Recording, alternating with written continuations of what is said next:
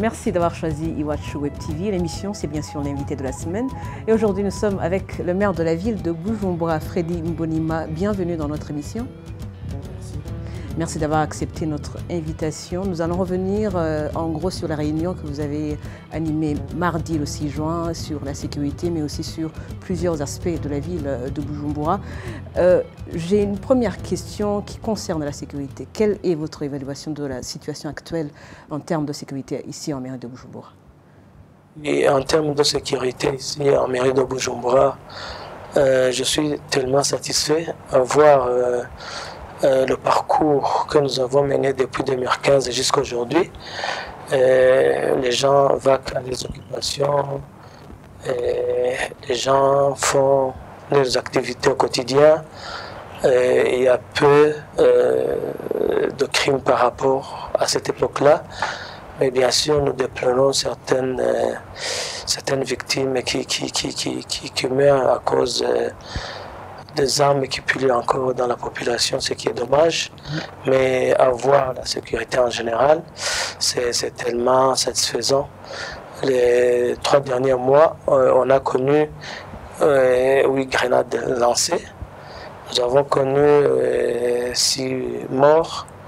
Donc ce n'est pas peu pour des pertes de vies humaines, mais nous pensons que c'est déjà ça, la sécurité est bonne. Justement, monsieur le maire, vous venez de parler des armes qui sont toujours en circulation ici en mairie de Bujumbura. Vous dites même que c'est toujours un défi. Comment la mairie compte-t-elle lutter contre ça? Effectivement, ce n'est pas facile. Vous savez, il y avait beaucoup d'armes. Certaines ont été récupérées. Les autres les ont remis à volonté. Mais il y a encore des caches, il y a encore des gens qui les gardent parce que nous constatons que certains forfaits, certains bandits utilisent aussi des armes à feu. Alors nous comptons encadrer la population, nous comptons renforcer et dynamiser les comités mixtes de sécurité, nous comptons aussi travailler avec la branche de la police qui s'occupe du désarmement, de beaucoup plus faire une politique de voir comment les gens peuvent encore une fois remettre les armes. Sinon, on va intensifier les perquisitions pour voir les gens qui les gardent encore. Vous venez justement de parler de perquisitions, mais aussi il y a aussi des feux qui sont opérés par la police. Il y a certaines personnes qui se lamentent comme quoi il y a 2 poids 2 mesures en termes de feux et perquisitions, qu'il y a des zones qui sont plus visées que d'autres, notamment Musaga qui est plus visée ou d'autres quartiers là où il y a eu des contestations, alors qu'une zone comme Kamenge n'est pas aussi perquisitionnée au même niveau, alors que même à Kamenge, il y a une recrudescence de l'insécurité. Qu'est-ce que vous répondez par rapport à ça? Moi, je pense que ces allégations ne sont pas correctes parce que nous avons des rapports de perquisition, nous avons l'administration à la base qui est là. Seulement, c'est que les gens peuvent parler ce qu'ils pensent, mais je pense que probablement il faut faire un effort, non seulement à Musaga, mais aussi à Kamenge. Mais je pense que le commissaire municipal est à l'œuvre pour pouvoir démanteler certaines personnes, certains réseaux qui ont encore des armes. Et au cours de la même réunion que j'ai déjà évoquée, du 6 juin, vous avez parlé de certaines mesures qui vont être mises en place pour faire de Bujumbura une ville propre, notamment des amendes qui seront mises en place pour punir notamment ceux qui se soulagent dans la rue ou bien ceux qui jettent des saletés dans la rue. Concrètement, comment va se faire, vous allez mettre en œuvre ces mesures? Nous avons, à travers les réunions du conseil municipal, des décisions ont été prises et nous pensons les mettre à exécution. En fait, nous constatons qu'il n'y a pas une éducation soutenue sur les mesures de l'environnement ici dans la ville de Bujumbura. Les gens jettent les objets comme ils veulent, les gens se soulagent comme ils le veulent. Les gens se déambulent, il y a des mendiants qui sont là, il y a des trucs qui vraiment nous devons faire des efforts pour décourager cela. Alors il y a des mesures qui ont été prises et des sanctions qui seront appliquées et des amendes à l'appui, des amendes administratives pour décourager cela.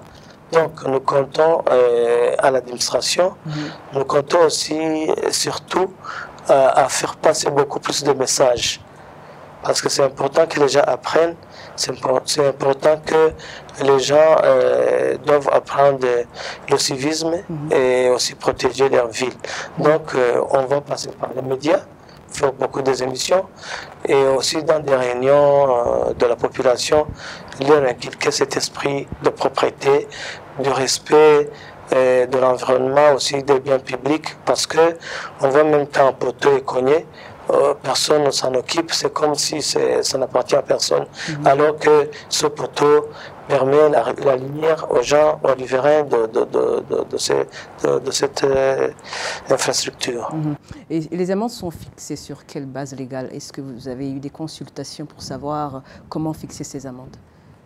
Mais effectivement, on ne peut pas lancer des amendes sans pouvoir consulter.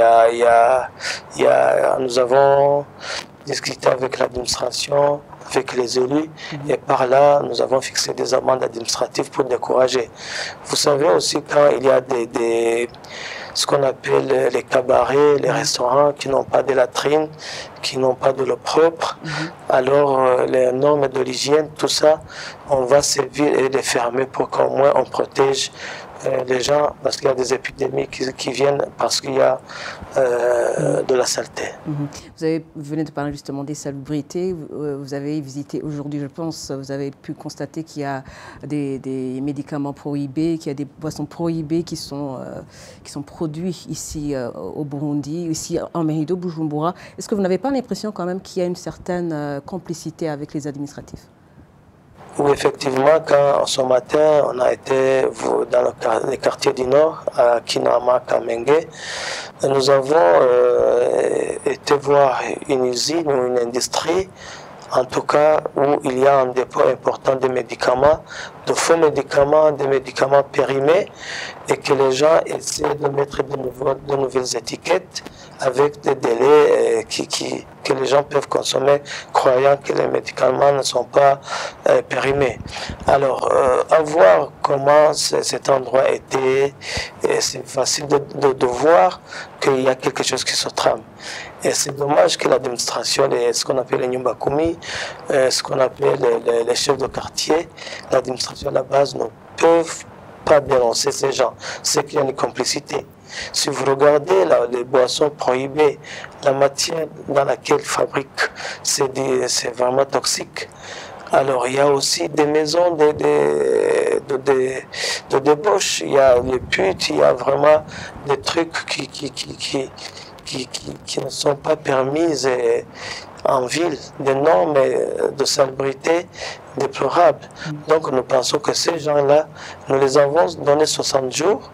Si cela ne s'arrête pas, on va limoger et on va faire nommer les autres pour décourager ce genre d'activité qui risque de nous apporter des problèmes au niveau santé de la population. Pour revenir des amendes dont nous venions de parler tantôt, est-ce qu'il n'y avait pas besoin quand même d'en travailler en amont, notamment des toilettes publiques ou bien des poubelles publiques? Parce que oui, des amendes, mais s'il n'y a pas de toilettes publiques ou poubelles publiques, comment les gens vont faire? Oui, effectivement, je sais qu'il faut aussi des normes. Il faut aussi mettre des endroits où les gens peuvent se soulager. Mais je pense, en attendant que ce projet, parce que maintenant, il faut encourager le secteur privé pour pouvoir aussi participer au développement de notre ville. Mais en attendant, les gens peuvent gérer leur corps. Je sais que les Burundais, ce sont des gens qui sont serviables, ne peuvent pas empêcher quelqu'un qui vient toquer chercher à se soulager. Il y a aussi des hôtels, il y a aussi des magasins. Je crois que non, c'est un problème d'éducation, c'est un problème de compréhension. Tu vois quelqu'un qui, après avoir mangé une banane, il jette, alors qu'il pouvait garder dans le sachet et l'entrer avec. Tout ça, on va mettre les poubelles, on va aussi aménager ces endroits. Il y a aussi des toilettes mobiles, on y songe déjà. Sinon, les gens ne devraient pas dire parce qu'il n'y a pas ceci, on doit le faire. Pourquoi les femmes ne le font pas? Est-ce qu'il ne fallait pas justement avant avoir une sensibilisation avant les amendes? Je crois que depuis le 30 juin 2016, nous avions lancé, nous avons parlé de ça, nous avons essayé d'expliquer, et même on n'a pas donné les amendes, mais on essayait de dire que ceci n'est pas bon. Je crois que les gens peuvent se saisir en attendant pour qu'ils ne puissent pas être payés ces amendes. Au cours de la réunion du 6 juin, vous avez évoqué la question des marchés, nouveaux marchés réhabilités. Et il y a une inquiétude de la part des anciens occupants qui pensent que est-ce qu'ils pourront récupérer leur place? Qu'est-ce que vous leur dites aujourd'hui? Les marchés vont être réouverts bientôt, incessamment, vers la fin de ce mois de juin. Sinon, la réception est au 3e semaine du mois de juin. Mais je pense que les commerçants qui étaient là ne devraient pas être inquiétés. Parce qu'il est vrai, il y a des changements qui ont été opérés face à l'espace qui maintenant a été diminué suite aux constructions. Mais je crois que les premiers bénéficiaires, ce sont les anciens occupants qui avaient les fiches, qui payaient les taxes à la mairie et qui étaient enregistrés dans nos machines. Donc ces gens ne devraient pas s'inquiéter. Et les commissions qui ont été mises sur pied, il y a des représentants de ces commerçants. Je vois très mal comment alors un nouveau peut avoir une place alors qu'un ancien qui était là et qui est parmi les gens qui vont recaser les autres va laisser ce nouveau venu. Donc qu'ils ne soient pas inquiétés. Surtout, moi ce que je veux leur dire c'est que il faut plutôt penser à faire assurer les marchandises. Parce que nous n'allons pas accepter quelqu'un qui, comme avant, va amener les marchandises sans qu'il puisse les faire assurer pour ne fût-ce que quand même prévenir les catastrophes. Une dernière question, Monsieur le maire. Vous avez annoncé que les problèmes de délestage ici en mairie de Bujumbura seront résolus à partir du mois de juillet. Est-ce que les gens de la mairie de Bujumbura peuvent espérer qu'à partir de juillet, ils n'auront plus à faire face au délestage? En fait, nous avons dit qu'au mois de juillet, et nous espérons que effectivement le système de délestage va probablement s'arrêter, pas parce que les barrages vont fonctionner, mais je sais qu'il y a un programme déjà lancé au niveau du gouvernement et je crois que bientôt les groupes thermiques vont commencer. Alors si rien n'empêche, l'électricité va avoir lieu en plein temps comme nous l'avons annoncé, surtout parce que le programme est déjà là. Probablement que ici et là, les gens s'organisent, ceux qui sont en charge, notamment le ministère de l'Énergie. Mais je voudrais rassurer les gens de Bujumbura que s'il y a un change, sinon, dans les prévisions, l'électricité va avoir lieu comme avant. Est-ce que ce sera temporaire ou définitif? Ça, je ne saurais pas dire parce que ça a été décidé au niveau du gouvernement. D'accord. Merci, Monsieur le maire. Merci aussi. Merci d'avoir accepté de répondre aux questions d'Iwachu Web TV. Merci aussi. Merci à vous, chers fidèles d'Iwachu Web TV, de nous avoir suivis. Quant à moi, j'aurai le plaisir de vous retrouver pour un nouveau numéro de l'invité de la semaine.